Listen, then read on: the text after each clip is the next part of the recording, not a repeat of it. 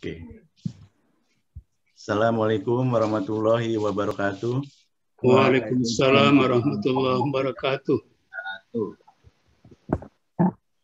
Bismillahirrahmanirrahim. Alhamdulillahirabbil alamin. Allahumma sholli ala Muhammad wa ala ali Muhammad. Innal hamdalillah nahmaduhu wa nasta'inu wa nastaghfiruh wa na'udzu billahi min syururi anfusina wa min sayyiatina a'malina. May yahdihillahu fala mudhillalah wa may yudlilhu fala hadiyalah. Asyhadu an la ilaha illallah wa asyhadu anna Muhammadan abduhu wa rasuluh. Pertama-tama kami ingin mengucapkan terima kasih yang sebesar-besarnya kepada Profesor Dr. Yunan Yusuf, MA, yang bersedia untuk meluangkan waktunya memberikan kajian malam ini, yang mana kajiannya akan membahas tafsir surat Al-Kahfi. Dan tentu dengan tidak mengurangi rasa hormat kepada semua hadirin partisipan yang dapat meluangkan waktunya. Terima kasih sebanyak-banyaknya. Semoga berkah buat kita semua. Barakallahu fikum. Lalu langsung saja saya ingin menjelaskan tata cara, ya. Cukup sederhana. Jadi semenjak mulai acara ini saya mute lock semua, kecuali nanti jadi kita hanya bisa fokus dengar kajian dari Pak Profesor. Lalu untuk nanti jikalau ada pertanyaan itu akan diajukan setelah kajian selesai. Setelah kajian selesai dan setelah kajian selesai maka akan kalau dia bisa keluar bisa aja. Tolong yang masih ada suaranya tolong di mute dulu ya. Jadi setelah kajian selesai akan ada proses tanya jawab, ya, Q&A, yang dipersilahkan bisa mengisi pertanyaannya di kolom chatting ya sebelah kanan. Setiap saat dari sekarang boleh, jikalau sudah ada pertanyaan monggo silahkan ditulis, diketik di chatting, ataupun juga nanti bisa raise hand ya, angkat tangan, itu ada di kolom reaction ya, yang nanti tentu akan dipandu pada saat tanya jawab. Sedikit saja mungkin yang kurang silaturahim, nanti silahkan jikalau masih ada waktu setelah majelis ditutup ya, boleh silaturahim. Ya, assalamualaikum warahmatullahi wabarakatuh. Silakan Profesor Tafadol. Baik, terima kasih. Bismillahirrahmanirrahim. Assalamualaikum warahmatullahi wabarakatuh. Waalaikumsalam warahmatullahi wabarakatuh. Jelas suara saya ya? Jelas, Prof. Alhamdulillahilladzi hadana lihada wa ma kunna linahtadiya laula an hadallah. Asyhadu an la ilaha illallah wahdahu la syarika lah wa asyhadu anna Muhammadan abduhu wa rasuluhu alladzi la nabiyya ba'dah. Allahumma shalli wa sallim ala hadzal nabiyil mustafa wa ala alihi wa ashabihi wa man tabi'ahum bi ihsan ila yaumil qiyamah, amma ba'du. Yang saya hormati dan saya banggakan Mas Edwin Wiranegara dan bapak-bapak, ibu-ibu yang bergabung dalam Zoom ini, yang tanpa mengurangi rasa hormat saya tidak menyebut satu persatu. Mudah-mudahan kita semua dirahmati oleh Allah Subhanahu wa taala. Amin ya rabbal alamin. Terus terang, ketika Mas Edwin Wiranegara mengontak saya untuk bicara pada acara kita ini, nostalgia saya mundur ke belakang ke tahun 70-an. karena beliau ini memperkenalkan diri sebagai menantu dari Pak Zuhdi Anwar. Pak Zuhdi Anwar itu dosen saya di Fakultas Usuluddin IAIN Syarif Hidayatullah Jakarta dari tahun 75 sampai tahun 78. Masya Allah. Saya kemudian teringat kepada hadis Nabi, "Idza mata ibnu Adam inqata'a amaluhu illa min salas. Waladun salihun yad'u lahu, sadaqatin jariyah, wa ilmun yuntafa'u bih." Jadi kalau saya sekarang ini diminta berceramah di hadapan kita semua, semuanya itu adalah berkah dari almarhum. Karena saya ini adalah murid almarhum tahun 75, tahun 78. Dan dalam penjelasan banyak para ustadz kita, ilmun yuntafa'u bih itu adalah ilmu yang bermanfaat, yang terus diajarkan kepada orang turun-temurun, yang kata Rasulullah SAW, pahalanya pahala jariyah, pahala yang mengalir dari orang pertama yang kita terima, kemudian saya mengajarkannya kepada mahasiswa saya, dan kebetulan tadi ada seorang mahasiswa saya di sini. Ya, siapa tadi, Pak Erwin? Pak Zul ya? Ya, betul Pak Zul. Pak Zulkifli ya? Ya, Pak Zul. Iya, beliau Zulkifli mengajarkannya pula nanti ke mahasiswanya, kemudian mahasiswa ngajar lagi sampai yaumil qiyamah. Masya Allah. Jadi pahalanya itu mengalir terus, ghairu mamnun, tanpa batas. Dan mari kita bersama-sama berdoa untuk almarhum Pak Zuhdi Anwar. Kalau Ibu juga bisa bergabung di sini, saya sangat berbahagia. Kita baca Al-Fatihah untuk beliau. Mudah-mudahan almarhum di alam barzakh sana diterima seluruh amal ibadahnya. Amin. Dan Amin. diampuni seluruh dosa-dosanya. Amin. Dan dilapangkan kuburnya nanti kelak di yaumil akhir, diterima di sisi Allah dengan terima yang sebaik-baiknya. Ala hadhihi niyah wa likulli niyatin salihah. Al-Fatihah. A'udzu billahi minasyaitonir rajim. Bismillahirrahmanirrahim. Alhamdulillahi rabbil alamin, arrahmanir rahim, maliki yaumiddin, iyyaka na'budu wa iyyaka nasta'in. Ihdinas siratal mustaqim, siratal ladzina an'amta 'alaihim ghairil maghdubi 'alaihim waladdallin. Amin. Mudah-mudahan Allah mengijabah doa-doa kita ini. Amin. Amin. Bapak, Ibu, dan saudara-saudara yang saya hormati, kepada saya diminta untuk bicara tentang tafsir Quran. Lalu saya kemudian mengusulkan kepada Mas Edwin untuk berbicara tentang menafsirkan surat Al-Kahfi. Tentu saya tidak berpretensi untuk mengurai surat Al-Kahfi yang jumlah ayatnya 110 itu. Kita hanya memilih tematik yang dalam istilah tafsir disebut dengan tafsir al-maudhu'i. Nah, mengangkat pokok-pokok penting dari kandungan surat Al-Kahfi. Saya mulai dengan asbabun nuzul. Kenapa dan sebab apa surat Al-Kahfi itu turun?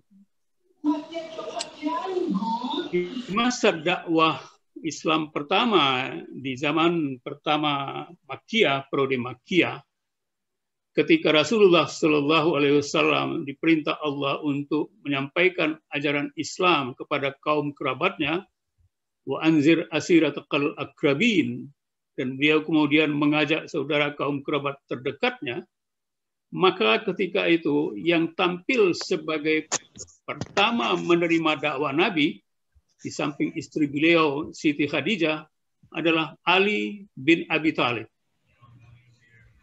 Dari situ kemudian dakwah Islam berjalan perlahan tetapi pasti.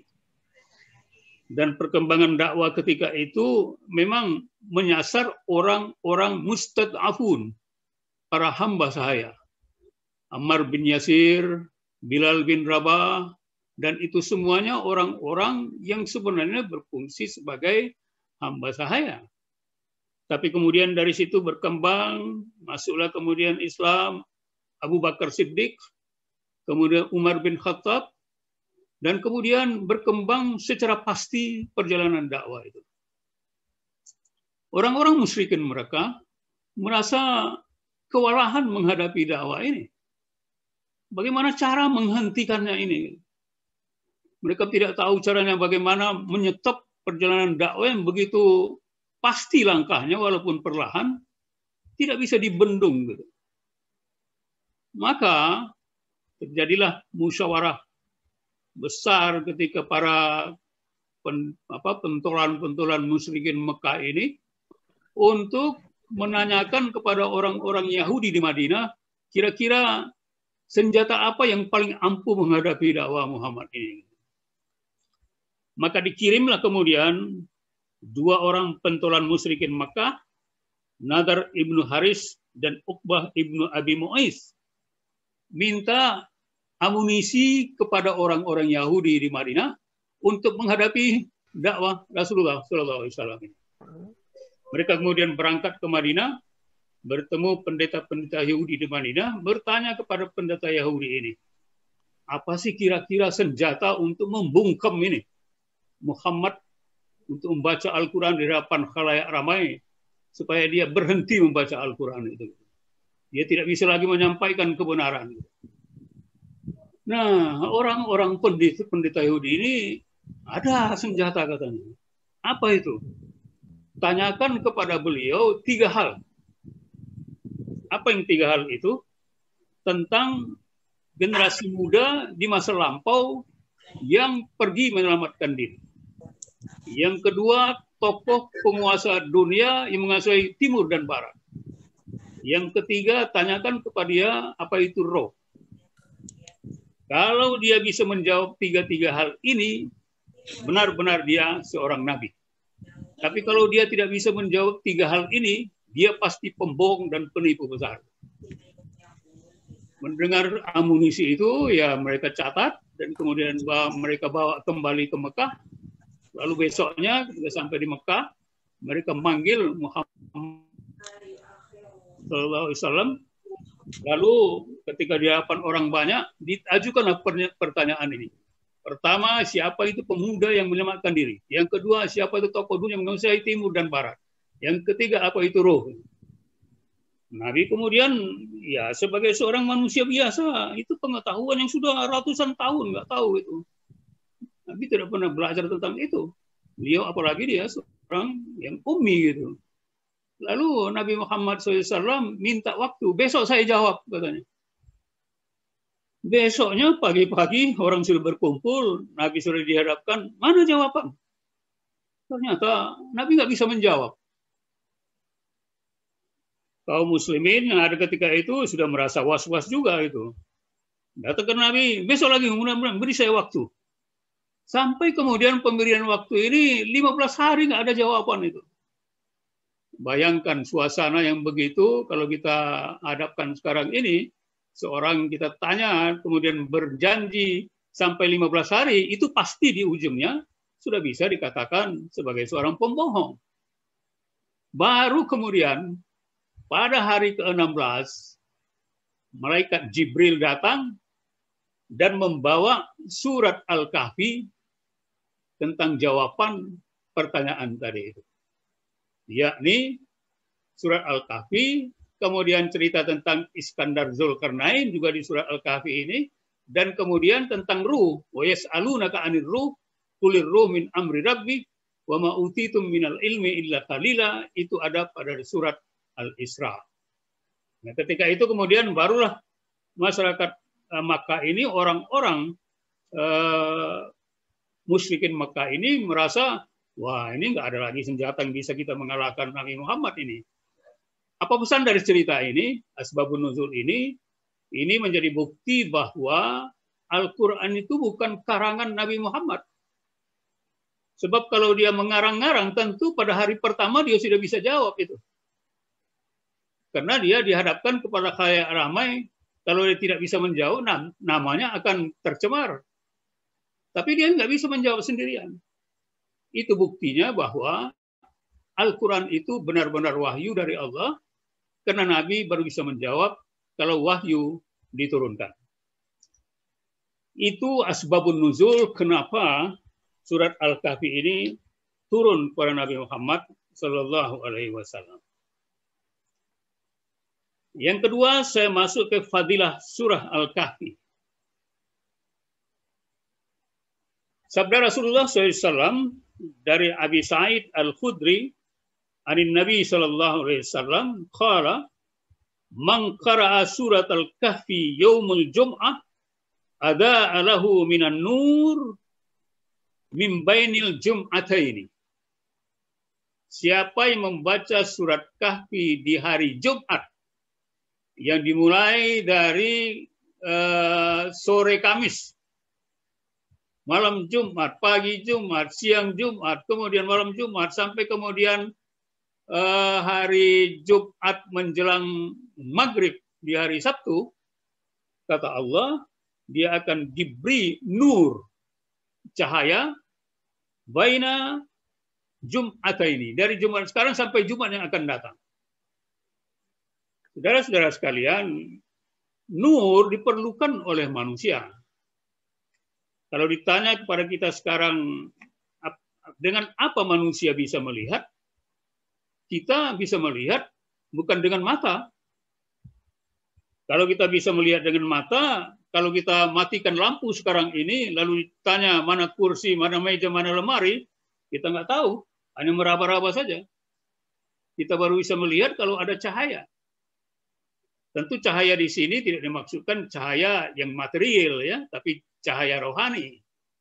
Karena dengan ada cahaya itu, kita baru bisa kita membedakan mana yang hak, mana yang hoax, gitu. Mana yang hak, mana yang batil. Tanpa cahaya kita tidak membicarakan mana yang hak dengan yang batil itu. Nah, di samping itu juga Rasulullah SAW memberikan ingat kepada kita dalam hadis kedua yang saya sampaikan pada pengantar itu, an Abi Darda anna Nabi sallallahu alaihi wasallam qala man hafiza asyara ayatin min awwali suratil kahfi, ya, asima minad dajjal. Asima minad dajjal. Kalau dia bisa menghafal 10 ayat dari surat Al-Kahfi, dari alhamdulillahilladzi anzala ala abdihil kitab sampai kepada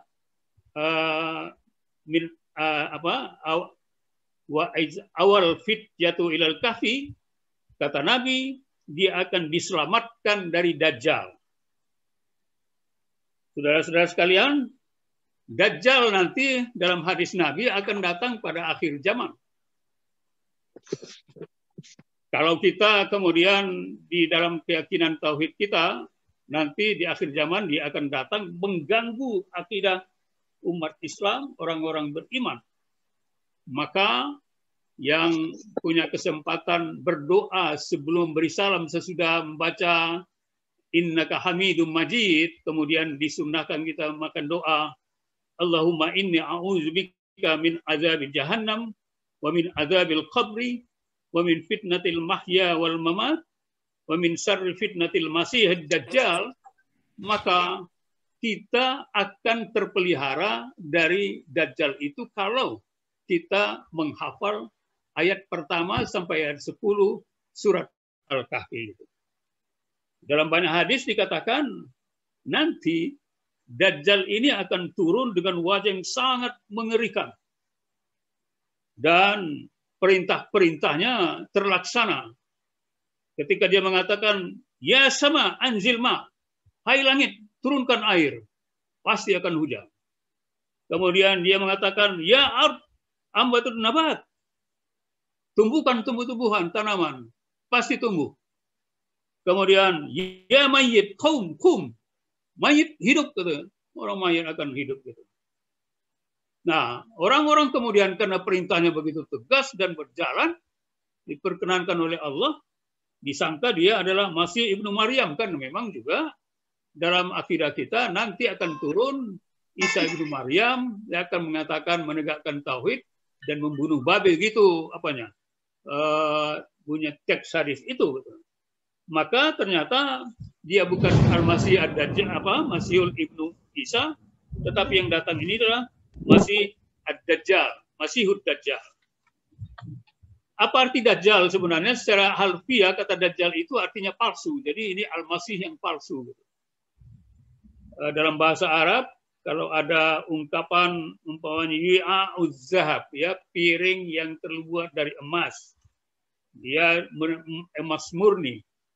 Dan tapi kalau piring itu terbuat dari tembaga kemudian dilapisi dengan emas, hanya lapisan saja yang emas, itu dalam bahasa Arab disebut dengan wi'a'um mudajjal.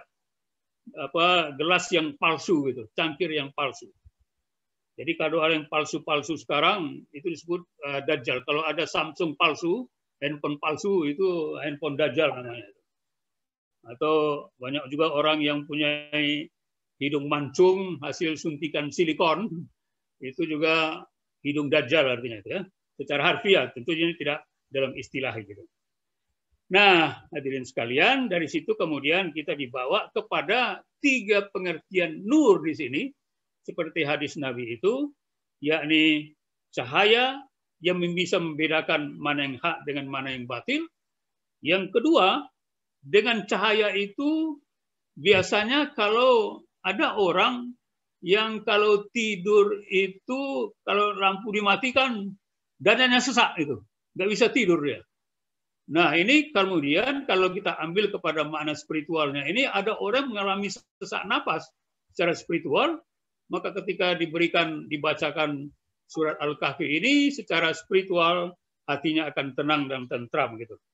Samping itu juga arti nur di sini adalah bila dia bisa selamat dari fitnah Dajjal nanti di hari akhirat.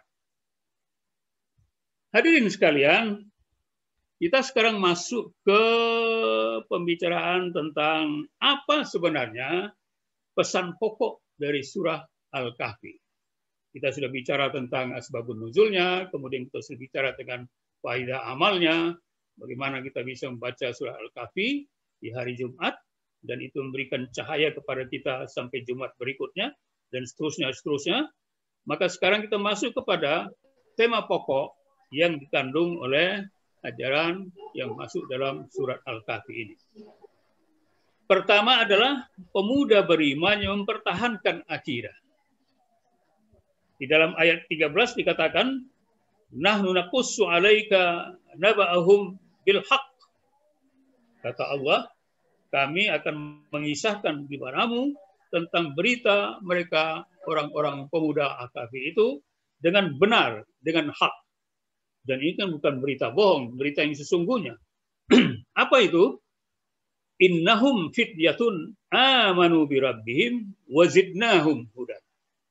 Mereka lah para pemuda yang beriman kepada Allah dan kemudian Allah menambah keimanan mereka itu. Hadirin sekalian, dalam sejarah kita buka, memang Ashabul Kahfi ini merupakan kisah 7 pemuda yang tertidur di dalam gua selama 309 tahun.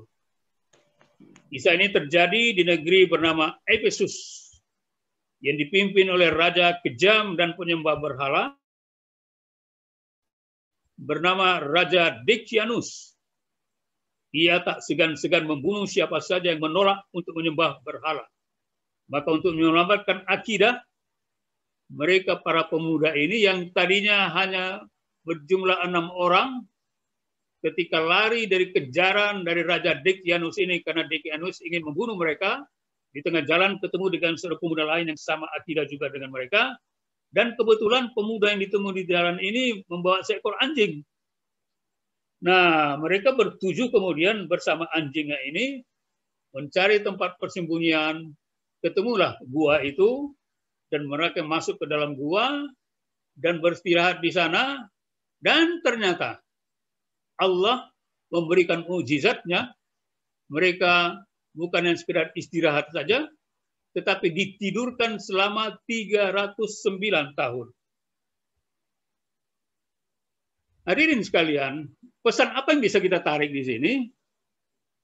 Timbul pertanyaan, kenapa fityah? Kenapa pemuda? Kenapa tidak syuh atau syekh, orang yang tua yang sudah jompo gitu? Kenapa pemuda yang dibawa dalam cerita ini gitu?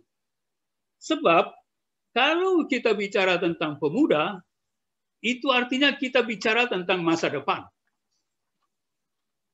Siapa yang menguasai pemuda, yang memegang pemuda, pasti menguasai masa depan. Karena di tangan pemudalah masa depan bangsa, masa depan negara, masa depan masyarakat, bahkan masa depan keluarga berada di tangan mereka. Al-Quran menggaris bawah ini. Ini pesan pertama dari surat Al-Kahfi adalah bahwa dakwah yang sesungguhnya itu sebaiknya dikembangkan pertama sekali kepada generasi muda. Dan ternyata dalam konteks ini, pemuda-pemuda Al-Kahfi adalah orang-orang yang bekerja secara dakwah dan mengajarkan ajaran tauhid, la ilaha illallah, berhadapan dengan ideologi kerajaan Dicyanus yang menganut paham penyembahan berhala. Hadirin sekalian, dalam konteks sekarang ini, kita sangat bergembira bila para pemuda-pemuda kita sekarang ini lebih banyak dekat kepada masjid. Ya, banyak sekali sekarang komunitas-komunitas pemuda yang menerukan kemudian kedekatan kepada agama, belajar agama, komunitas-komunitas pengajian, membawa kepada kebaikan, banyak melakukan diskusi-diskusi tentang keislaman, dan itu merupakan catatan penting dalam konteks perjalanan dakwah, karena dengan demikian dakwah Islam mempunyai masa depan. Kalau tidak oleh pemuda, maka Islam tidak akan punya masa depan nanti di masa yang akan datang. Nah, oleh sebab itu, maka dalam konteks ini dikatakan mereka ditidurkan oleh Allah selama 309 tahun. Dan ini sebagai mukjizat yang diturunkan kepada mereka oleh Allah, karena tidak mungkin dalam usia 309 tahun manusia bisa hidup, dan ketika mereka terbangun, kemudian disuruh pergi berbelanja, ternyata uang yang mereka pergunakan, uang yang sudah kedaluarsa tidak dipakai lagi. Akhirnya kebetulan penguasa ketika itu sudah orang yang beriman, dan mereka kemudian diperiksa kepada gua ini, dan akhirnya ketika mereka sudah sampai di sana, akhirnya ketujuh-tujuhnya diwafatkan oleh Allah Subhanahu wa Ta'ala. Itu yang pertama. Jadi dakwah dari para pemuda dan generasi muda. Yang kedua, saya mencatat di sana kenapa Allah memberi aksentuasi kepada anjing gitu dalam sejarah cerita tentang Ashabul Kahfi ini. Dalam Al-Quran dikatakan bahwa tadi saya sebutkan bahwa salah seorang dari teman mereka itu membawa anjing, dan di dalam Al-Quran dalam ayat 18 dikatakan wa kalbuhum basitun zira'aihi bil wasit, dan anjing mereka itu menjulurkan kakinya di hadapan gua menjaga orang-orang yang 7 yang melarikan diri dari kejaran Raja Dicyanus. Pertanyaannya tentunya adalah kenapa anjing? Kenapa tidak yang lain gitu? Allah sebenarnya ingin memperlihatkan bahwa Allah tidak malu membuat contoh makhluk sekecil apapun agar walaupun dia makhluk yang hina, seekor anjing, tetapi kalau dia bisa menjadi pelajaran, harus diambil pelajaran. Apa pelajaran yang bisa kita ambil di sini?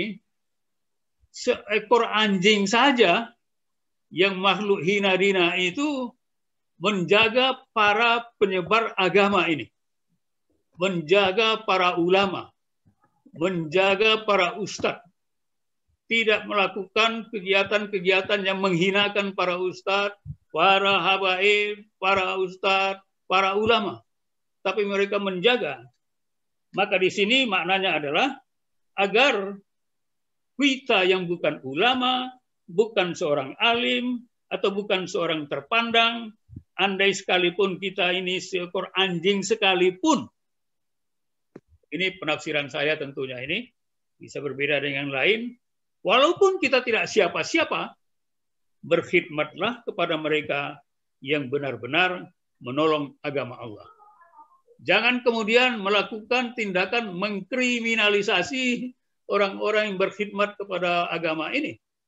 Mereka berjuang, berjihad, menunjukkan dan meninggalkan li'ila'i kalimatillah. Jangan kemudian kita ikut-ikutan menurunkan nama mereka, mencaci mereka, mengkriminalisasi mereka. Karena dengan demikian, isu yang dibawa dalam konteks Al-Quran menyebutkan kalbuhum tadi itu, maka ini adalah pelajaran yang besar bagi kita agar kita memuliakan para mujahid, para penganjur, dan para pejuang-pejuang di jalan Allah ini. Agar kita bersama-sama bisa menolong agama Allah. In tansurullah yansurkum wa yusabbit aqdamakum. Kata Allah, kalau kamu menolong agama Allah, maka itu nanti Allah akan menolong kamu dan mengukuhkan pijakan dan dasar iman kamu sehingga tidak tergoyahkan sama sekali.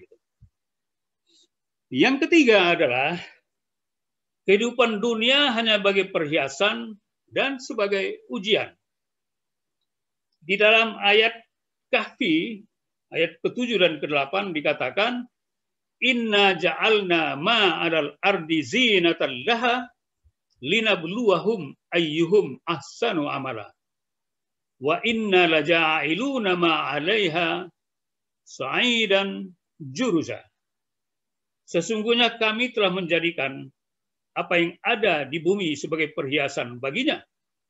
Untuk kami memuji mereka, siapakah di antara mereka yang terbaik amalnya. Dan kemudian kami, kata Allah, akan membuat bumi itu rata dengan tanah, karena nanti akan tandus, dan seperti nanti di Yaumil Mahsyar, semua jadi terdatar. Nah, ayat ini kemudian memberi bentangkan kepada kita pesan yang sangat dalam, bahwa kehidupan dunia ini sifatnya sementara. Memang dia perhiasan.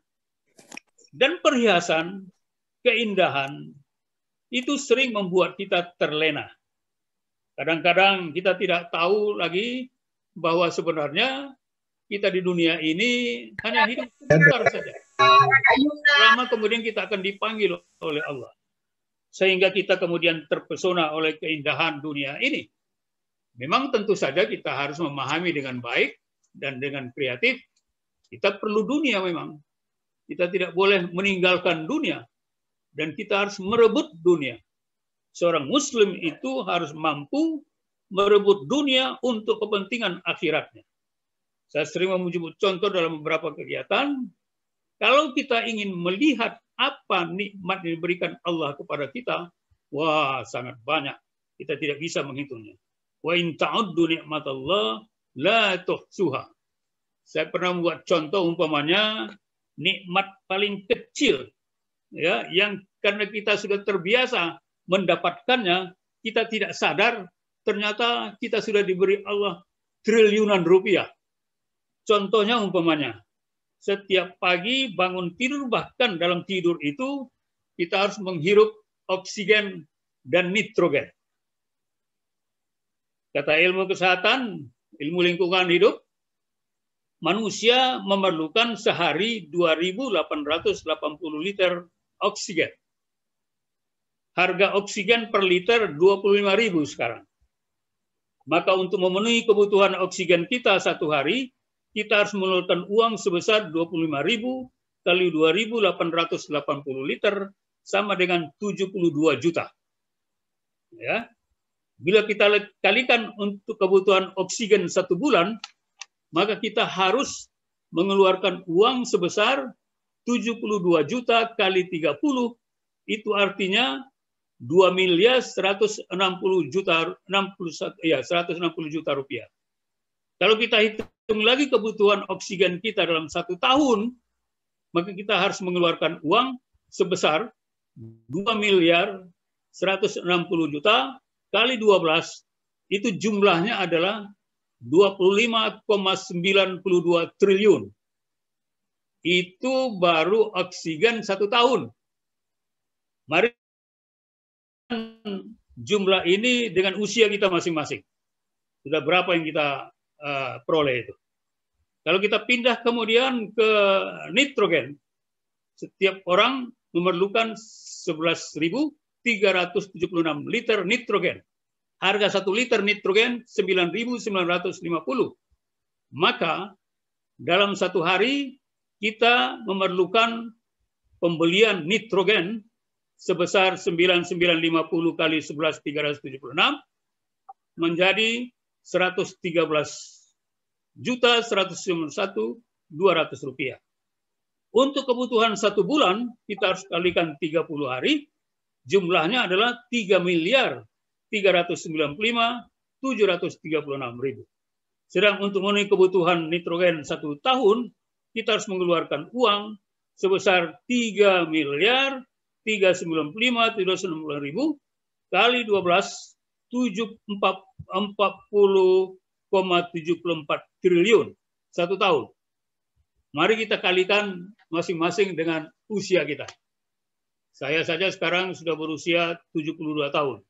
Saya tidak punya kalkulator lagi yang mampu menghitung sudah berapa rupiah yang saya terima dari Allah hanya untuk mendapatkan oksigen dan nitrogen itu. Maka Allah memperingatkan kita bahwa dunia ini hanya untuk sementara, dan yang dituju oleh Allah dengan dunia ini linabluwakum ayyukum ahsanu amala, untuk menguji siapa di antara kamu yang terbaik amalnya. Saya memperhatikan di sini Allah tidak meminta ayyukum aksaru amala, siapa di antara kamu yang terbanyak amalnya, tapi yang diminta oleh Allah adalah siapa yang terbaik amalnya. Apa artinya di sini? Beramal tentu dalam arti harus ikhlas khusus kepada Allah. Tidak perlu jumlah yang besar, jumlah yang kecil, asal dia ikhlas, dan itu berarti katakan oleh Allah bahwa itulah terbaik yang amal. Tapi kita jangan terpengaruh dengan penilaian sekarang ini. Beramal itu harus ikhlas. Jangan dibaik beramal seikhlasnya. Ini ada konotasi yang berbeda nih antara beramal ikhlas dan beramal seikhlasnya. Kalau seikhlasnya itu biasanya kita lakukan seadanya. Saya sering membuat perbandingan. Kalau kita umpamanya punya uang 100.000, kalau kita berinfak seikhlasnya, sering sekali kita lihat di masjid-masjid yang keluar di tromol pos itu, tromol tiraingan itu yang keluar, kalau pertama sekali ditarik itu warnanya merah, itu masuk lagi ke dalam kantong itu. Tarik yang kedua, keluar yang biru, masuk lagi itu yang biru itu. Kemudian tarik yang ketiga, keluar yang apa lagi ya, merah, biru, yang hijau, hijau itu masuk lagi itu yang hijau itu. Baru yang keempat ditarik, keluar yang ungu, yang yang tinggal 2000-an baru keluar, baru masuk ke apa itu. Ini yang dimaksud dengan seikhlasnya itu. Jadi bukan ikhlas artinya itu. Nah, dalam konteks ini, surat Al-Kahfi mendorong kita agar melakukan amal linabluwakum ayyukum ahsanu amala. Jadi kita diminta untuk berinfak, melakukan kebaikan-kebaikan, amal saleh sekuat mampu kita.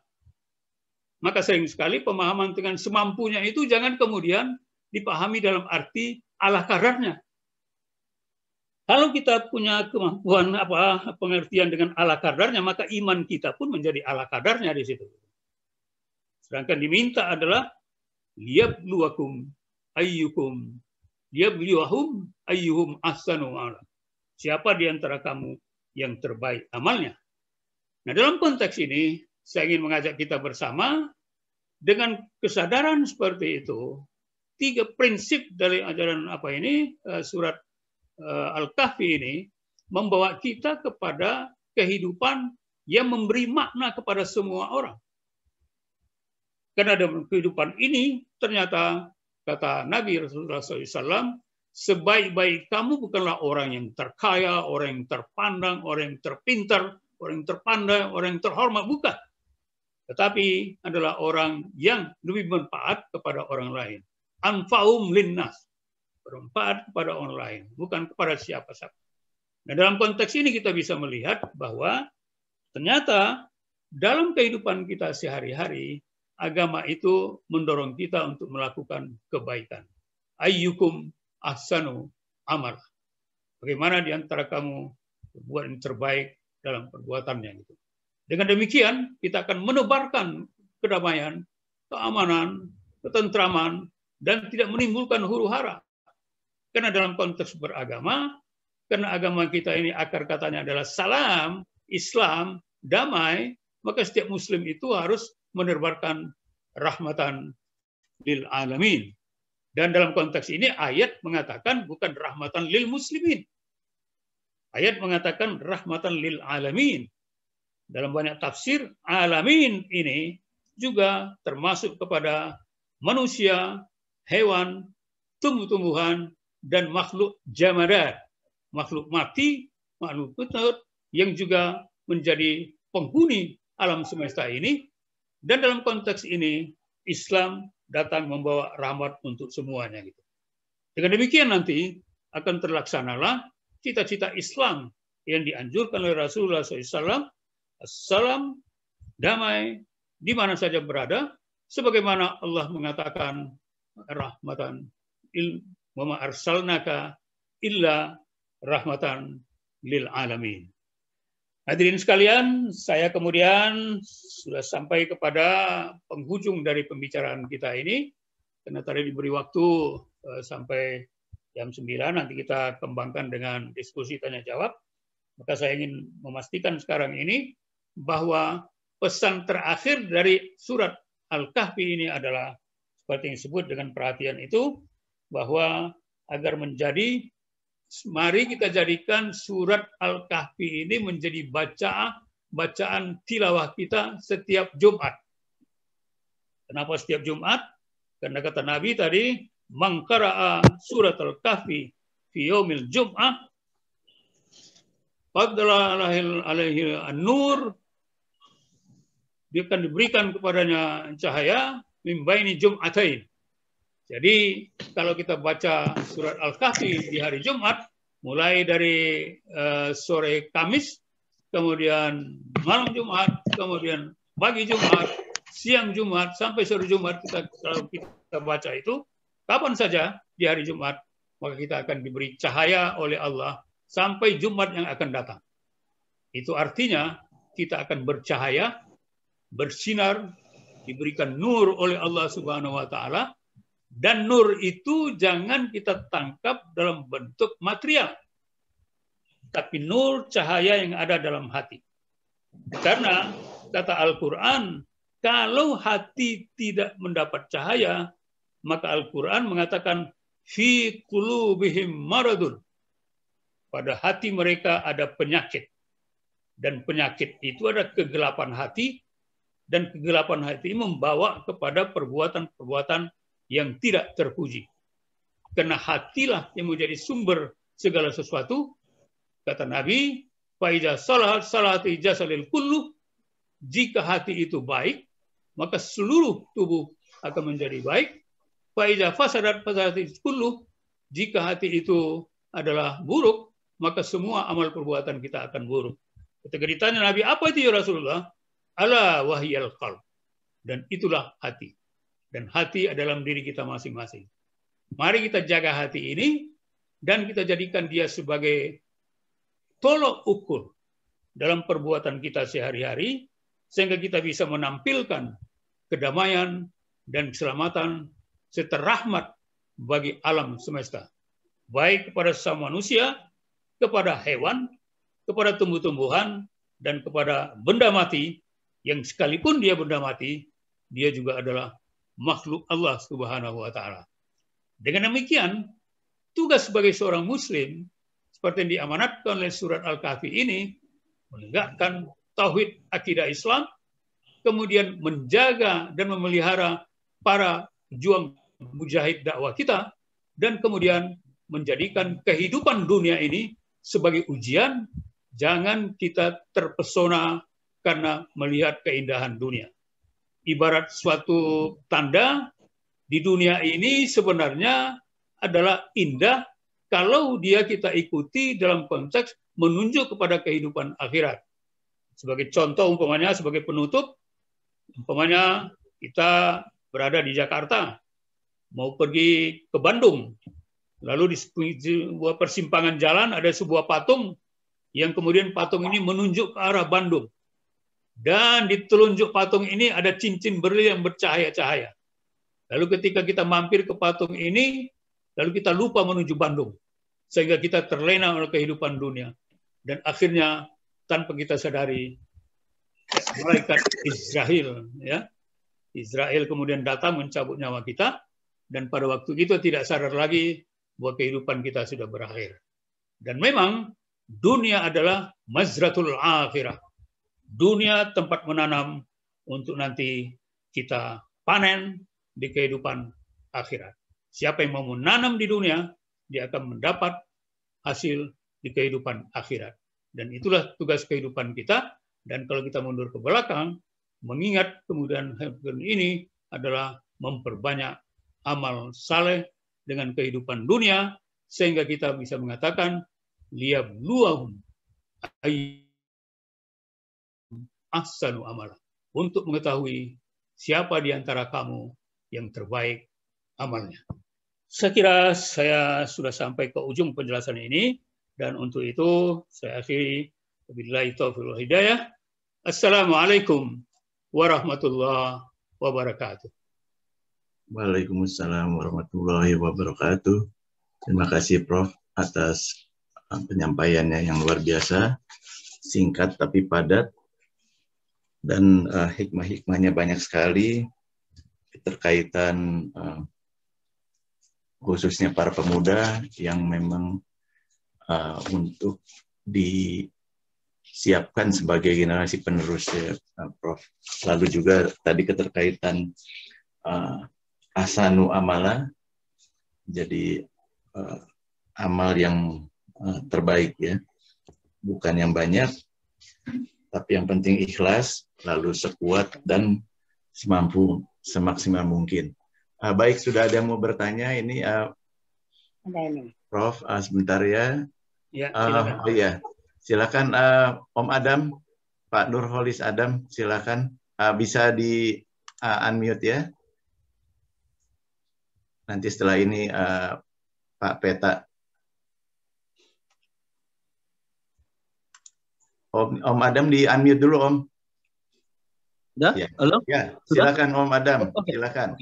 Ya, Prof, saya ada dua pertanyaan. Ya, silakan, Pak. Ya, pertama adalah tadi dari di surat Al-Muluk juga Allah berfirman, "Allazi khalaqal mauta wal hayata liyabluwakum ayyukum ahsanu amala." Ya. Di situ jelas bahwa sebenarnya kita ini hanya dinilai Allah adalah bagaimana iman kita, perbuatan kita untuk takwa Allah, untuk bekal menghadap Allah. Nah, pertanyaan saya yang pertama begini. Kalau seorang ustadz misalnya memberikan ceramah di satu ruangan, katakanlah ruangan itu berisikan 40 peserta misalnya. Diasumsikan bahwa kemampuan mereka menyerap apa yang disampaikan ustadz itu sama, asumsinya. Pinternya sama, daya serapnya sama, tapi di sini hasil akhirnya berbeda. Ada 5 orang yang betul-betul masuk di telinga dan dia akan ikuti, ya. Dia follow up dengan ibadah, misalnya dulu nggak pernah menjadi tahajud, belum pernah juga menjadi duha, ya. Tapi yang 35 ini biasa-biasa aja. Ya tetap dia sholat, tetapi upgrade iman takwanya itu tetap aja nggak berubah.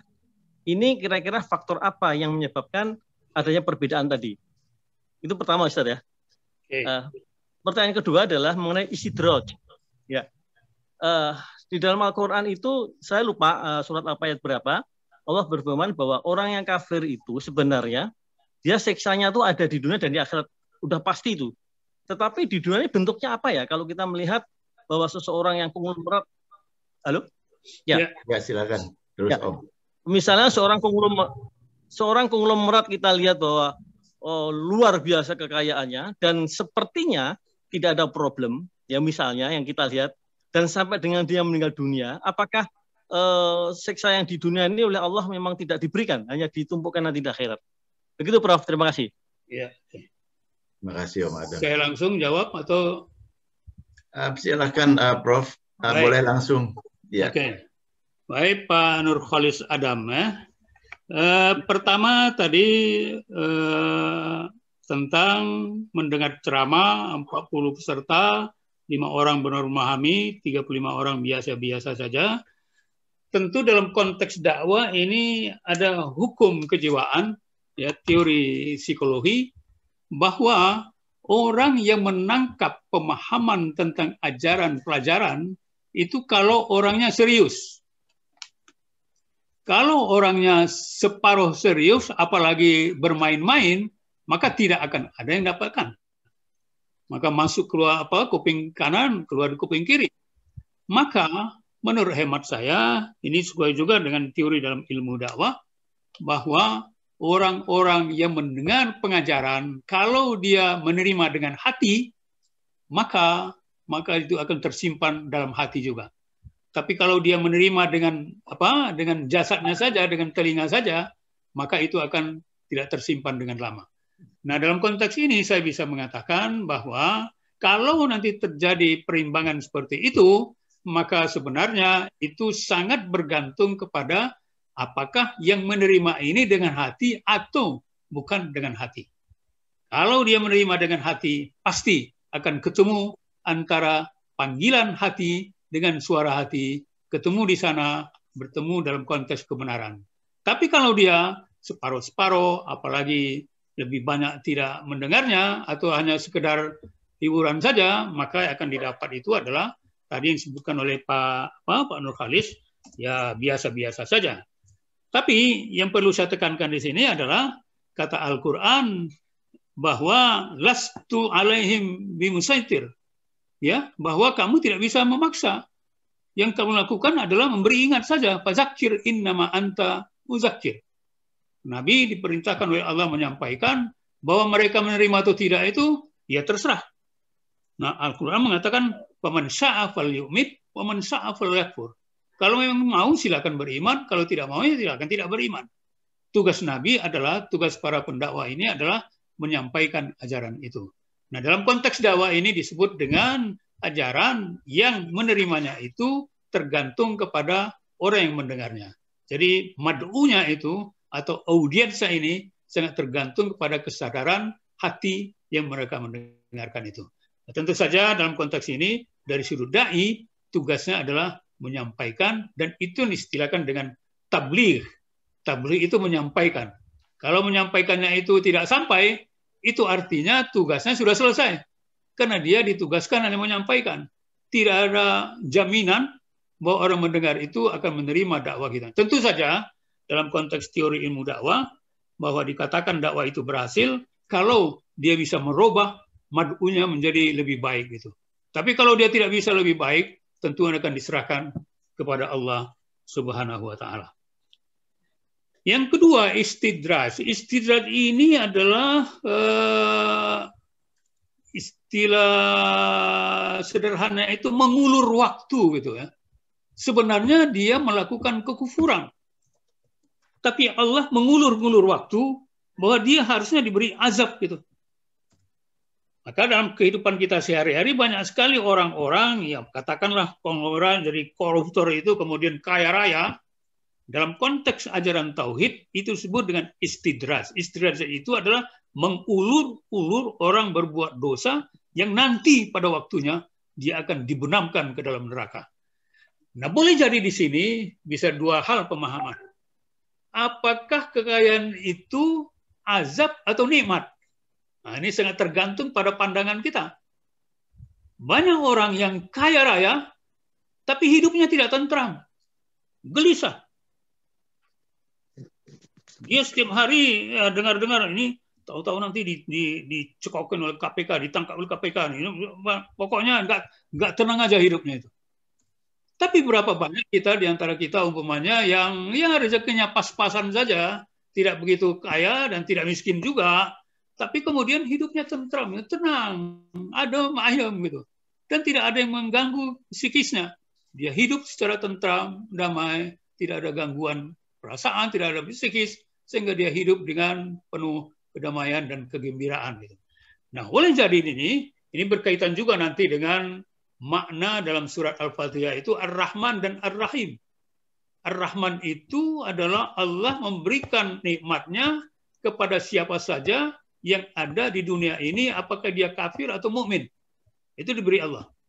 Tapi Ar-Rahim itu hanya nikmat diberikan kepada orang-orang beriman.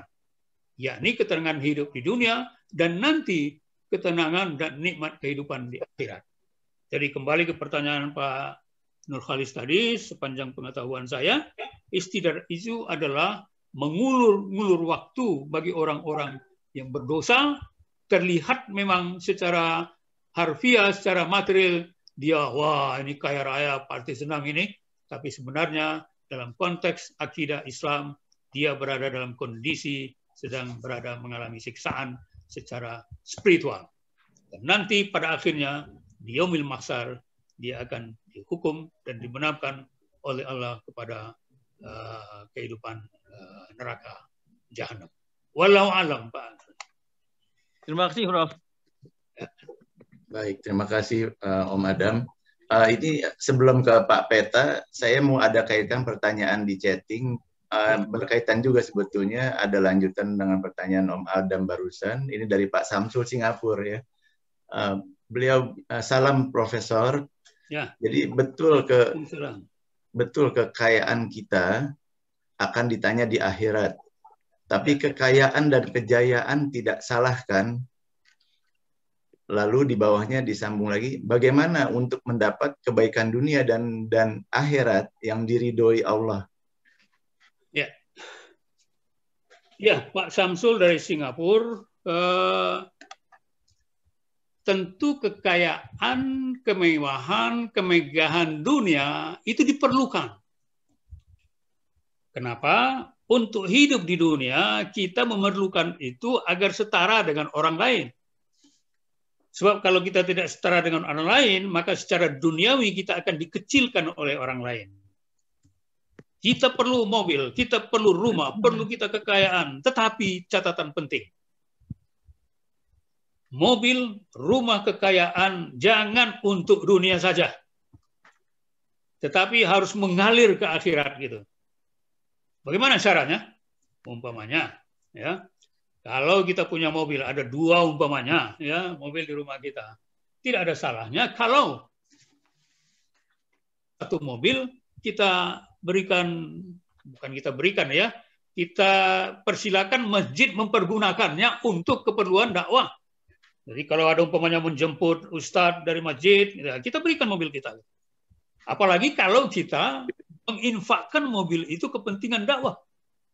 Artinya di sini adalah kekayaan, kemewahan, kemegahan dunia kita peruntukkan, kita khidmatkan juga untuk akhirat kita. Jangan kita tumpuk hanya untuk keduniaan. Karena dunia ini hanya sementara. Kita tidak bisa mengatakan, wah saya punya rumah. Ya memang kita punya rumah. Tapi nanti pada usia tertentu kita akan tinggalkan rumah itu. Tidak ada orang yang membawa kendaraannya ke liang kubur. Tidak ada yang membawa rumahnya ke kubur gitu. Semuanya tinggal. Jangankan ke makam. Ya, sebelum kita sudah sakit-sakitan aja, ya keluarga kita sudah sudah macam-macam maknanya itu. Apalagi kalau nanti kekayaan yang berlimpah gitu. Nah, oleh sebab itu, dalam konteks agama Islam, akidah Islam, mari kita pergunakan harta kekayaan yang kita pergunakan, kita kumpulkan itu juga untuk kepentingan akhirat kita. Supaya kekayaan kita ini nanti bermakna dalam kehidupan akhirat kita. Wallahu a'lam. Baik, Prof. Pertanyaan selanjutnya dari Pak Peta. Silakan Pak Peta di unmute. Terima kasih Mas Edwin. Assalamualaikum Profesor dan jamaah Waalaikumsalam kajian warahmatullahi ilmu yang wabarakatuh. dimuliakan Allah Subhanahu wa taala. Pertanyaan saya ada dua, Prof. Ya. Yang pertama adalah ini kan tadi disampaikan bahwasanya keutamaan membaca surah Al-Kahfi di hari Jumat itu akan mendapatkan nur di antara 2 Jumat berikutnya. Ya. Tetapi yang kita hadapi adalah ini kenyataan sosial. Sebagian besar masyarakat kita pada hari Jumat itu kebanyakan membacanya surah Yasin. Apakah itu ada ilatnya gitu atau ada argumentasinya? Dan bagaimana kedudukannya apabila membaca surah Yasin atau membaca surah Al-Kahfi? Pertanyaan yang kedua adalah mohon diterangkan tafsir salah satu ayat dari surat Al-Kahfi. Ayat menyatakan wala taqulanna li syai'in inni fa'ilun zalika goda illa ayyasha Allah. Mohon Profesor tafsir tentang ayat tersebut. Demikian. Boleh tahu ayat berapa Pak Peta? Ayat 23 itu. Ayat 23 ya. Baik. Terima 23 kasih. disambung dengan 24 illa ayyasha Allah.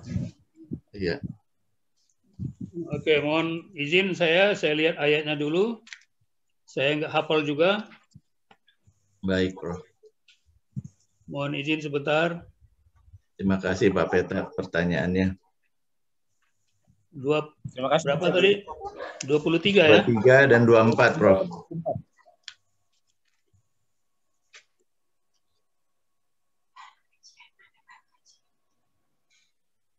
Oke, saya mulai dari pertanyaan kedua ini ya. Ayat 23, A'udzubillahi minasyaitonirrajim. Bismillahirrahmanirrahim.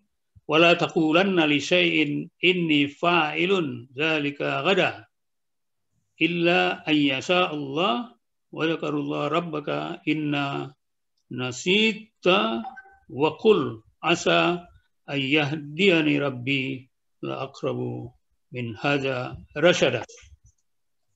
Itu bunyinya. Yang secara harfiah artinya adalah janganlah sekali-kali kamu mengatakan terhadap sesuatu sesungguhnya aku akan mengerjakan itu besok pagi. Jadi ucapan tegan insya Allah ini ya, filosofi insya Allah. Kecuali dengan menyebut insya Allah dan ingatlah kepada Tuhanmu jika kamu lupa dan katakanlah mudah-mudahan Tuhanku akan memberiku petunjuk kepada yang lebih dari kebenarannya daripada itu. Pak Peta tadi ya? Ya, Ustaz. Biasanya kita begini, berjanji, oh kita besok ada acara ya, nanti kita ketemu jam sekian. Kita katakan insya Allah. Ya. Nah dalam kehidupan sehari-hari kita biasanya mempergunakan ungkapan insya Allah ini sangat ringan gitu. Seolah-olah kita sudah berjanji ketika mengatakan insya Allah kita bisa apa? Menunda janji itu gitu. Padahal filosofi insya Allah itu adalah ketika kita katakan insya Allah jika dikehendaki Allah, itu artinya adalah kita berharap mudah-mudahan Allah memberikan kita kelapangan dan kekuatan untuk melakukan apa yang kita janjikan itu gitu. Dan ini sering dipakai oleh manusia tertentu ya untuk memberi alas bahwa janjinya itu menjadi ringan gitu. Dalam pemahaman saya, ungkapan insya Allah ini adalah menguatkan kita bahwa dengan mengatakan insya Allah itu karena dia perbuatan baik, pasti Allah menolong kita. Tidak ada perbuatan baik yang tidak ditolong oleh Allah. Maka kita mengucapkan insya Allah. Oleh sebab itu jangan ada terbetik dalam hati ketika mengucapkan insya Allah itu, wah kalau saya nggak datang nggak apa-apa sih, karena saya sudah mengatakan insya Allah tadi gitu. Yang harus kita lakukan adalah membalik pemahaman ini, mindset kita tentang insya Allah dibalik. ketika kita mengatakan insya Allah, saya harus memenuhi itu sekuat tenaga saya. Jangan kemudian berangkatnya separuh-separuh gitu. Dengan insya Allah itu kita merasa yakin karena dikehendaki Allah, insya dikehendaki oleh Allah pasti. Nah ini keyakinan seorang Muslim yang berakidah semua yang dikehendaki Allah pasti terjadi. Jangan dibalik.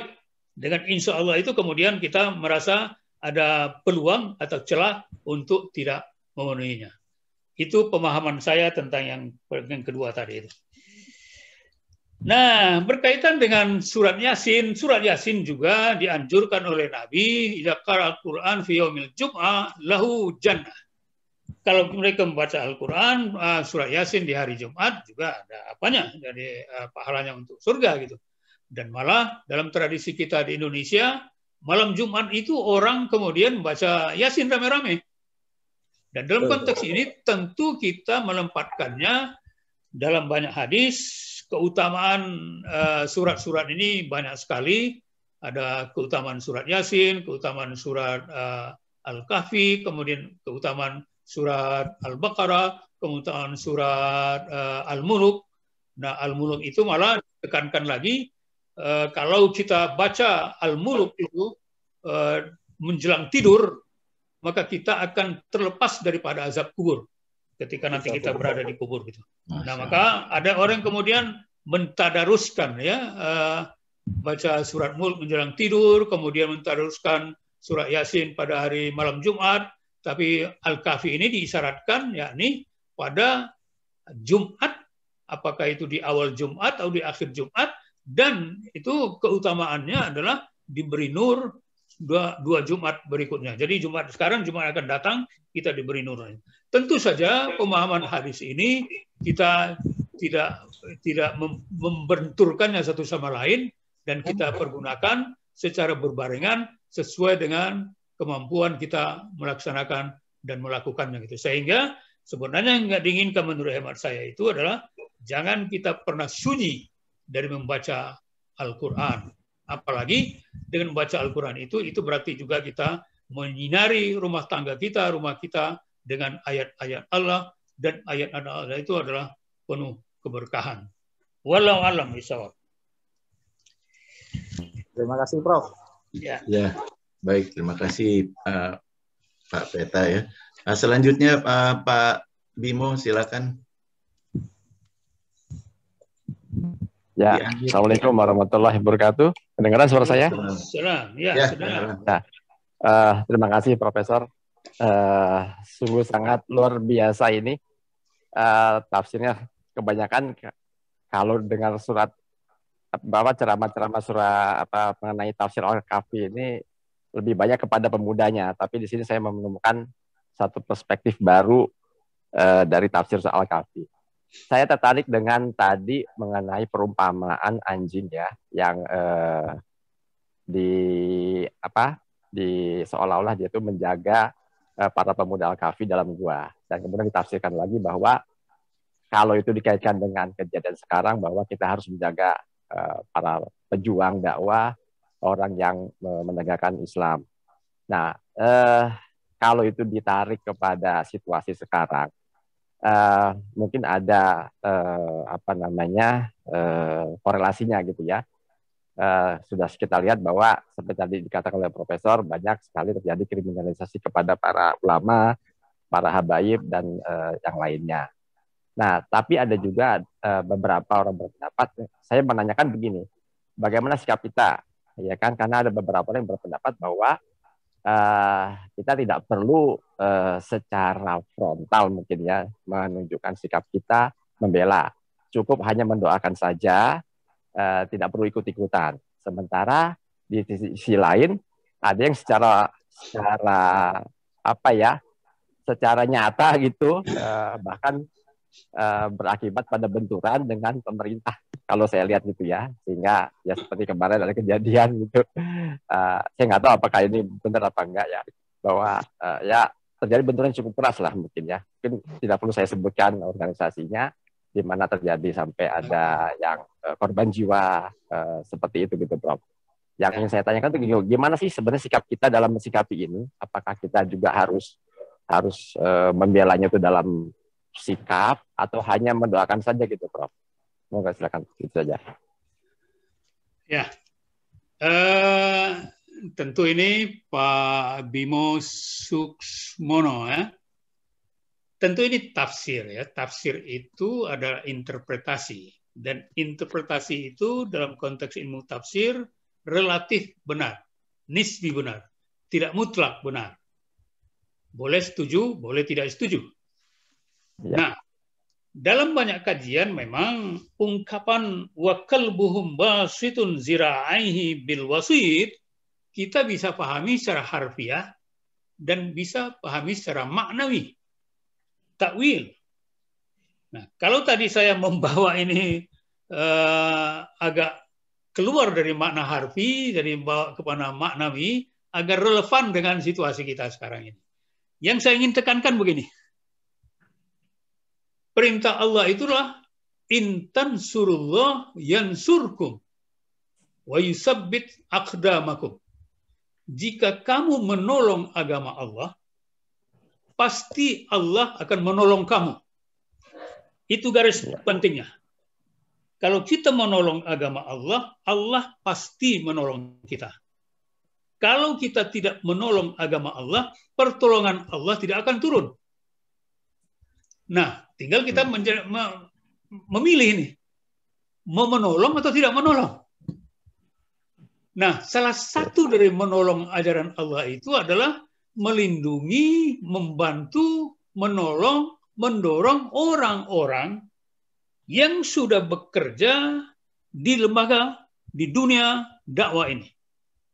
Bagi kita umpamanya yang punya kemampuan berpikiran yang lebih rasional, punya kekayaan, punya jabatan, punya kekuasaan, mari kita pergunakan semua nikmat Allah itu untuk menolong agama Allah.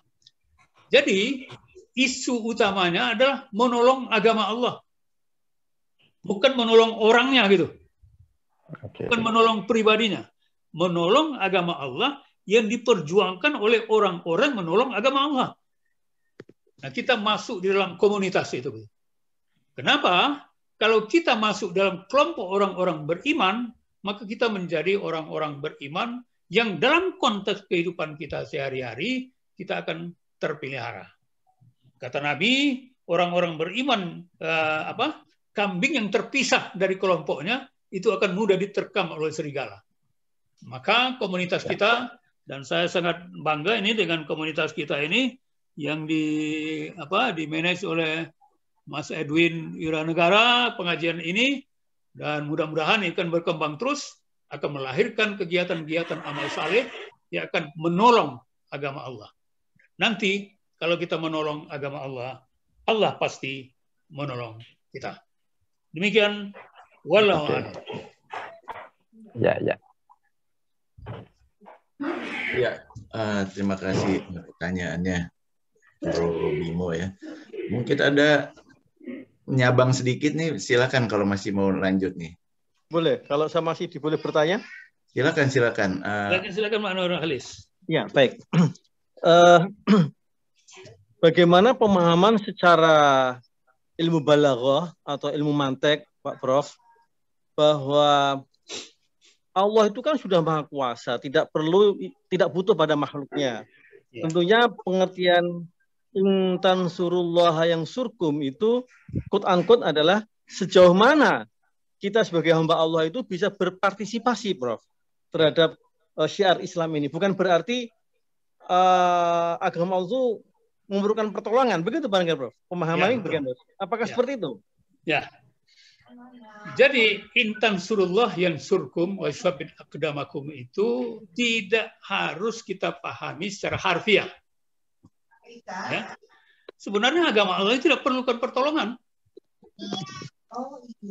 Allah sendiri menjaganya gitu. Tetapi, nah ini yang perlu kita garis bawahi ini, Al-Quran sering mempergunakan bahasa yang bisa dipahami oleh manusia karena bahasa langit itu diturunkan kepada bahasa manusia. Kita tidak bisa mengatakan Allah itu berbahasa Arab. Tetapi Allah menurunkan Al-Quran dalam bahasa Arab. Karena yang akan disasar oleh Al-Quran ini adalah orang yang menggunakan bahasa Arab. Kalau dia turun dalam bahasa Betawi barangkali, nggak bisa dipahami gitu. Nah, karena dia mempergunakan bahasa Arab, maka tadi benar dikatakan secara balaghah, maka undang-undang, kaedah-kaedah Arab itu dimasukkan, dipergunakan di dalam konotasi Al-Quran itu. Sebenarnya Allah bisa mengatakan, tidak perlu ditolong ini agama, saya sendiri akan menolong. Dalam ayat lain dikatakan, inna nahnu nazzalna dzikra wa inna lahu lahafizun. Di sana dikatakan, kamilah menurunkan Al-Quran dan kami pula yang memeliharanya. Di sini gaya bahasa Al-Quran mengatakan, inna itu adalah untuk damir nahnu, kami. Padahal Al-Quran Allah berkata sendiri. Harusnya bukan inna, tapi ini, saya, bukan kami gitu. Nah, di sini berlakulah ilmu balaghah. Ketika Allah mempergunakan kata inna, itu artinya Allah tidak bekerja sendirian dalam memelihara Al-Quran. Dia tidak menolong dirinya agama Allah itu, tapi dia mempergunakan umat Islam untuk menolong agama Allah. Sama dengan tadi inna nahnu nazzalna dzikra wa inna lahu lahafizun. Bahwa Allah sudah menurunkan Al-Quran, siapa memeliharanya sekarang? Di samping Allah, yang memelihara Al-Quran itu adalah umat Islam sendiri. Maka sepanjang masa tidak ada orang yang tidak pernah ada manusia di masa itu yang tidak hafal Al-Quran. Pasti ada penghafal Al-Quran.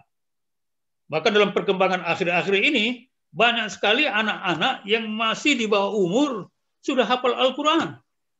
Dan sekitar setahun yang lalu kita digemparkan oleh seorang anak tunanetra, buta, tapi hafal Al-Quran. Ini upaya, bentuk, dan bukti dari kemujizatan Allah ketika mempergunakan bahasa inna nahnu nazzalna dzikra, sama dengan intan surullah yang surkum tadi itu, bahwa Allah itu mengajak dan mendorong umat Islam untuk memberikan pertolongan, seperti tadi melihat Al-Quran juga begitu. Buktinya adalah tidak pernah ada satu masa pun dalam kehidupan manusia ini tidak ada manusia yang tidak hafal Al-Quran. Karena itu salah satu upaya untuk memelihara Al-Quran itu. Jadi kalau nanti ada Al-Quran dicetak itu kemudian disalah-salahkan, pasti akan ketahuan. Karena banyak orang menghafal yang benar gitu. Wallahu a'lam bishawab.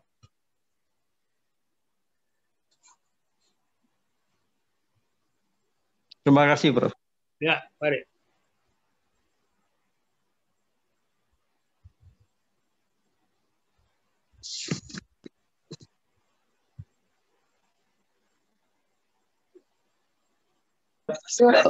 Pak Edwin suaranya. Oh, maaf. Ya. Oke. Ya. Ya, jadi ada pertanyaan lanjutan nih di kolom chat, Prof, dari Mas Diro. Apakah ada tafsir atau keterangan kenapa 10 ayat Al-Kahfi, baik yang awal ya, ataupun yang 10 yang terakhir, dapat menyebabkan kita selamat dari Dajjal? Terima kasih. Ya. Pak Diro,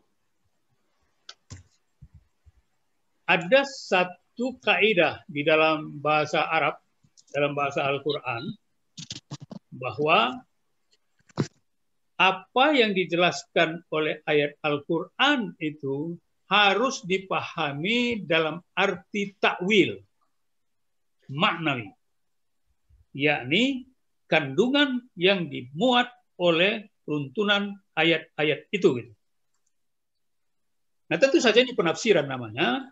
Maka kalau kata Nabi, mangkara Al-Quran asaru awali atau akhiri, ya, Fadlullahun nur alaihi, itu artinya adalah kita harus menangkap makna yang ada dalam rentetan untayan ayat-ayat itu. Kalau kita ambil umpamanya 10 ayat Pertama, itu dimulai dengan pujian kepada Allah, kemudian pernyataan tentang orang-orang yang masuk ke dalam gua, kemudian mereka berdoa kepada Allah, Rabbana atina min ladunka rahmah, wa hayyi lana min amrina rasyada. Itu artinya adalah pusaran dari kehidupan manusia yang dimulai dengan pujian, kemudian diakhiri dengan doa. Semua kehidupan kita ini sebenarnya dalam konteks tauhid kepada Allah, dalam akidah Islam, dimulai dengan pujian dan berakhir pada doa. Kenapa? Karena dalam konteks kehidupan kita, seperti yang kita alami selama ini, kita tidak bisa keluar dari dua jalur ini. Memuji Allah dan berdoa kepada Allah. Pujian itu adalah ungkapan kemahabesaran Allah sebagai zat yang maha adil, maha agung, zat yang maha esa, dan zat yang maha kuasa. Dan karena itu kita kemudian menempatkan diri sebagai makhluk yang hina dalam konteks kebesaran Allah ini. Dan dengan demikian nanti kalau kita kaitkan dengan turunnya Dajjal, karena dalam banyak hadis dikatakan di akhir zaman nanti dan itu adalah sunnatullah dan penciptaan Allah yang diturunkan kepada manusia.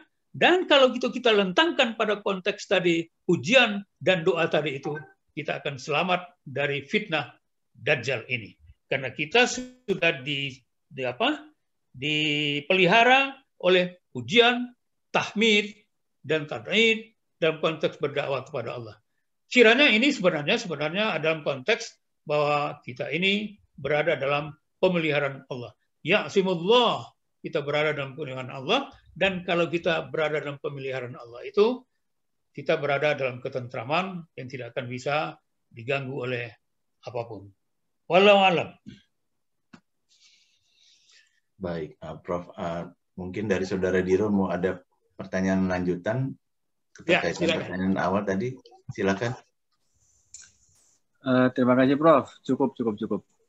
Oh, baik, oke, terima kasih. Ada lagi silakan yang mau raise hand ataupun di chatting, silakan.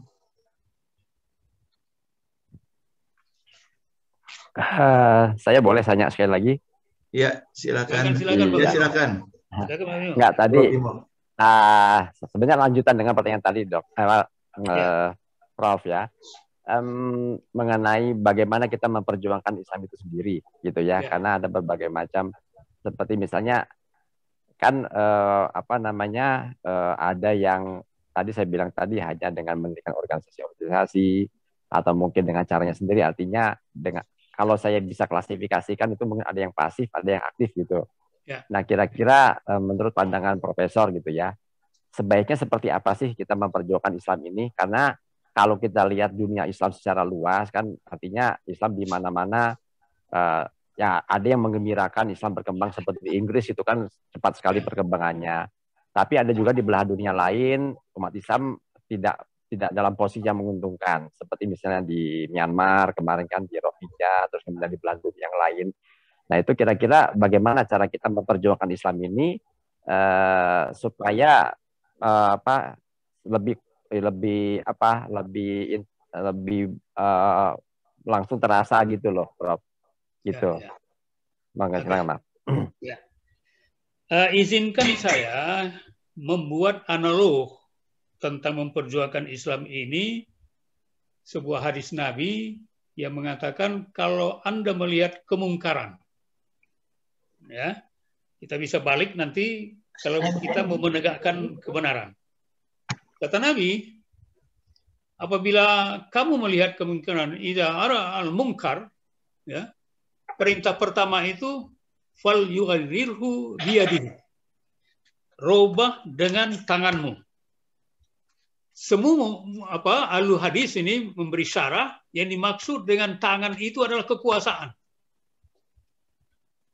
Kalau mau menegakkan Islam, pertama sekali itu dituntut oleh Nabi adalah orang-orang yang berkuasa, yang mempunyai kekuasaan. Bagaimana mempergunakan kekuasaan itu untuk menolong agama Allah.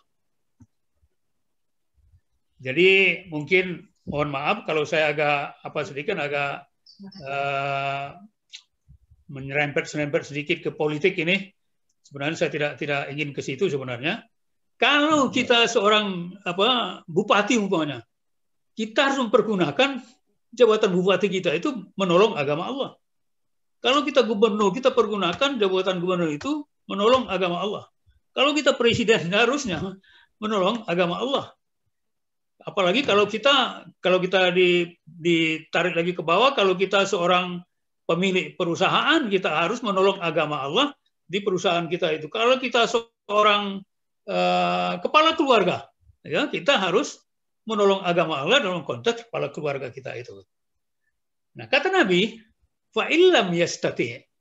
Kalau kita tidak berada pada posisi punya kekuasaan itu, apapun bentuk kekuasaan itu, maka rubahlah dengan bilisani, dengan ucapan, dengan ajakan, dengan seruan, dengan pengajaran, dengan dakwah, dengan yang mengajak kepada kebenaran dan menghindarkan orang daripada keburukan. Jadi amar ma'ruf, nahi mungkar. Nah, dalam konteks ini tentu kita harus memilah-milah kapan kita harus melakukan perkataan yang sangat keras, lunak, dan bagaimana kita menyampaikan ajaran Islam ini dengan suara qaulan layyinan, suara perkataan yang lemah lembut, qaulan ma'rufa, perkataan yang baik dan terkenal, dan kemudian qaulan syadida, dalam ucapan yang syadid, yang keras dan mendorong orang melakukan perbaikan. Nah, kalau juga pada konteks ini Anda tidak bisa juga, kata Nabi, fa'ilam yastati', maka fabiqalbi, maka dengan hati. Apa itu kata Nabi? Jangan ikut terbawa pada posisi tidak mau menolong agama Allah itu. Karena dengan tangan tidak ada, mulut juga tidak bisa, maka hatimu harus memihak kepada kepentingan agama Allah itu. Dan di ujung hadis itu dikatakan oleh Nabi, wahaya ad'aful iman. Itu adalah selemah-lemah iman. Tapi kita masih berada dalam konteks ajaran Islam itu.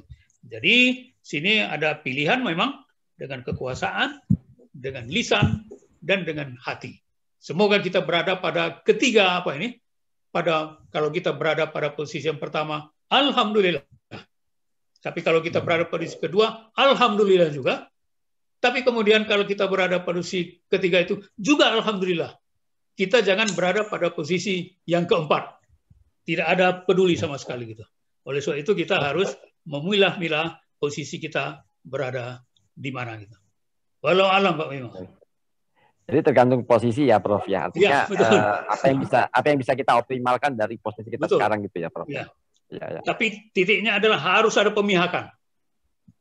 Ya. Cukup Prof. Makasih. Ya, terima kasih Saudara Bimo ya. Luar biasa pertanyaannya. Jadi ya terima kasih, dan tentu ada menyabang terus tuh pertanyaan Pak Bimo sebetulnya ya, Prof ya. Jadi kalau saya melihat sambil menunggu kalau ada mau bertanya lagi, ya. Jadi tentu Islam damai itu sesuatu yang nomor satu begitu ya, Prof. Betul. Nah, dalam kondisi seperti itu, pemuda-pemuda ini diharapkan tentu di dekade berikutnya akan menjadi memegang tampuk satu posisi.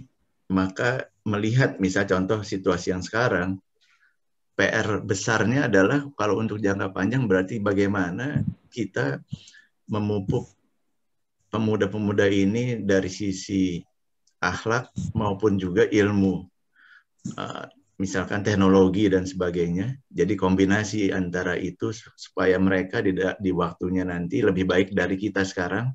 Ya.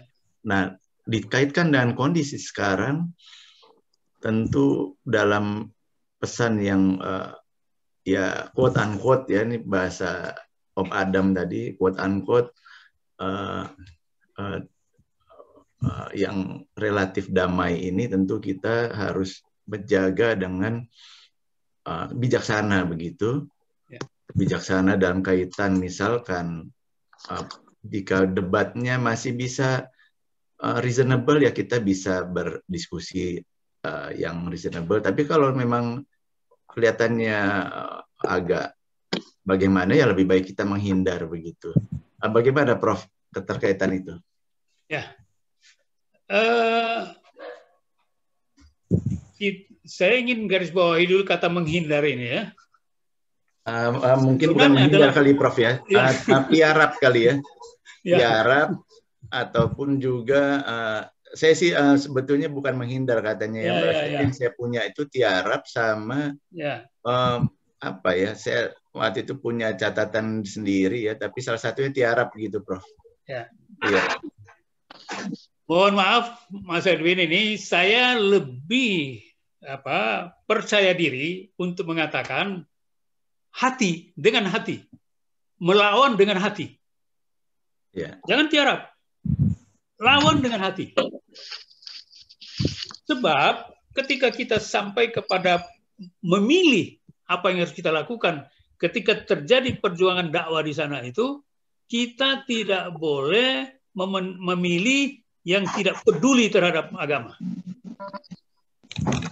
Kata Nabi, siapa yang tidak mementingkan kepentingan umatku, kata Nabi, dia bukan bagian laisa minna, bukan dari kami gitu. Jadi tentu saja kita tidak tahu tentunya ya. Kalau orang sudah berada pada hati, kita tidak tahu apakah dia ingin tiarap, ingin berjuang atau apa. Tetapi yang penting di sana itu adalah ada kepemihakan. Jangan tidak ada kepemihakan. Jangan dilepas saja gitu.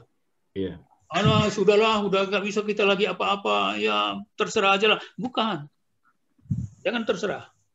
Di hati kita harus ada kekuatan yang harus menggelora terus, walaupun sebenarnya kita sedang dihinakan gitu. Harus ada perjuangan keras di situ. Jangan lupa bahwa para nabi itu semuanya adalah orang-orang yang berjuang mulai dari hati, dan kemudian mereka melakukan kegiatan-kegiatan yang berakar pada kekuatan hati itu.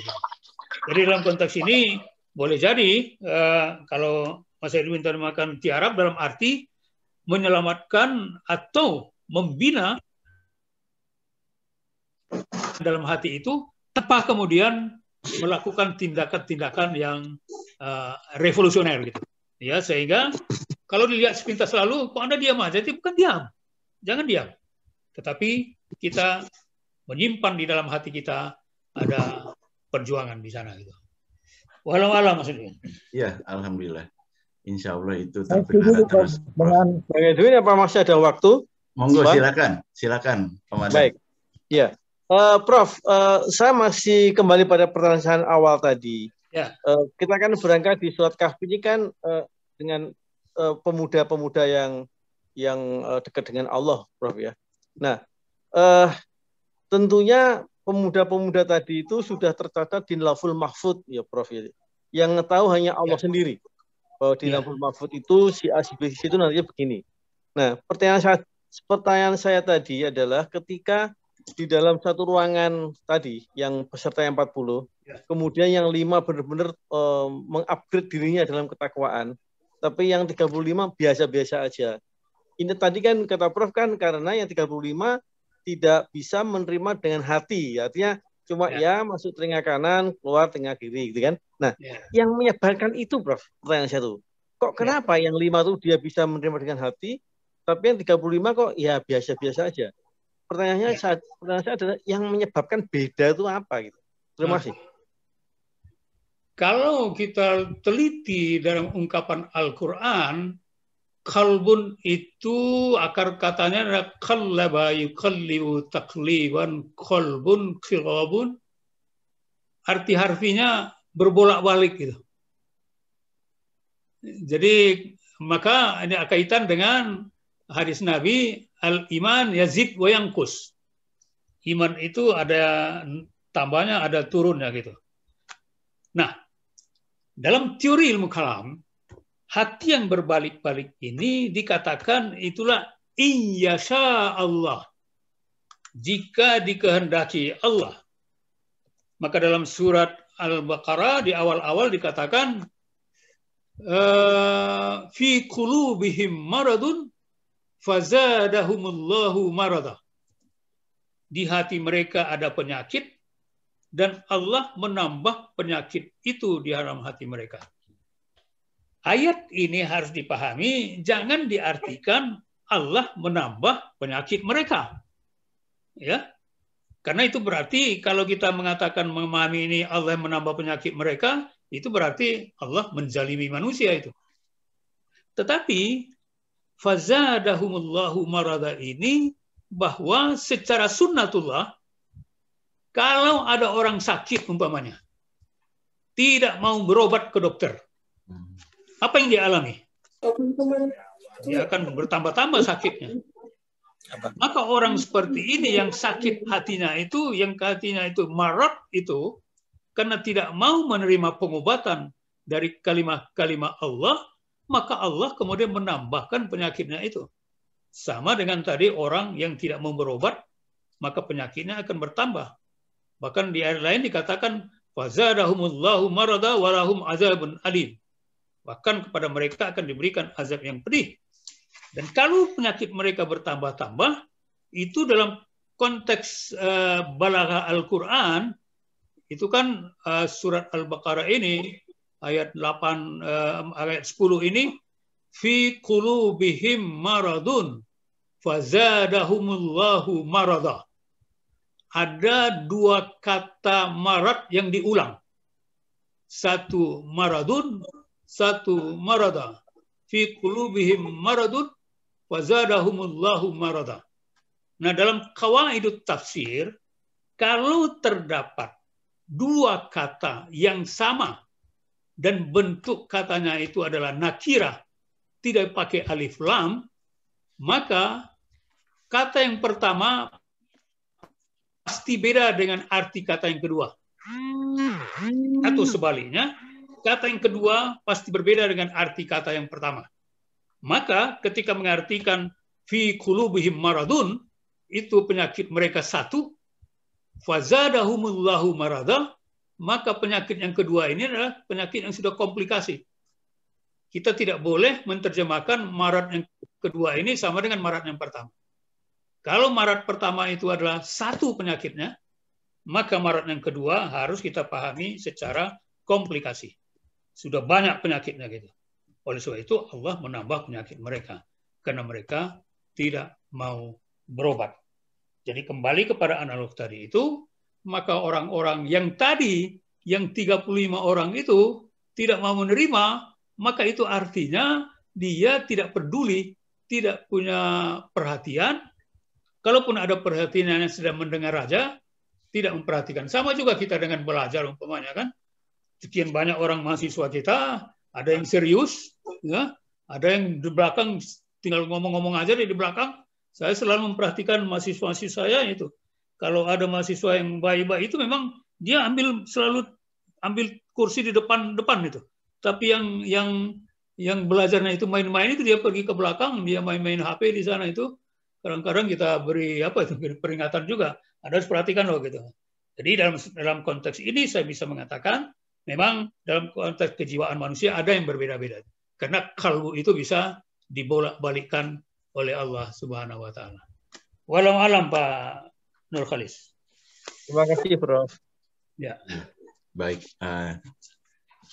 Terima kasih semua hadirin ya. Kayaknya karena di kolom chat pun sudah tidak ada pertanyaan, sebaiknya kita tutup saja pertanyaannya.